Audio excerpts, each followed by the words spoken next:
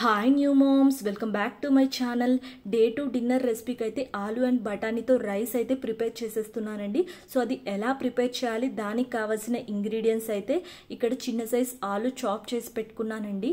అలాగే డ్రై బఠానీ అయితే 6 hours సోక్ చేశాను అండ్ 3 tablespoon రైస్ తీసుకున్నాను.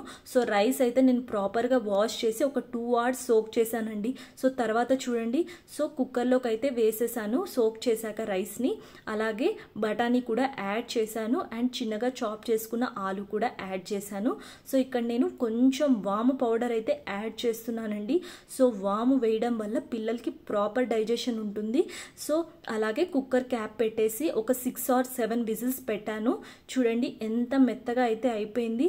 సో నేను ఇక్కడ మ్యాషర్ అయితే యూస్ చేయట్లేదండి, బఠానీ ప్రాపర్గా మ్యాష్ అవ్వదు కాబట్టి మిక్సీ జార్లో వేసి ఒక 2 rounds అయితే అనేసాను. చూడండి ఎంత స్మూత్గా అయిపోయిందో. సో ఇలా బిగినింగ్ పిల్లలకి పెట్టడం వల్ల వాళ్ళు చాలా బాగా తింటారు, ఈజీగా కూడా డైజెషన్ అయిపోతుందండి.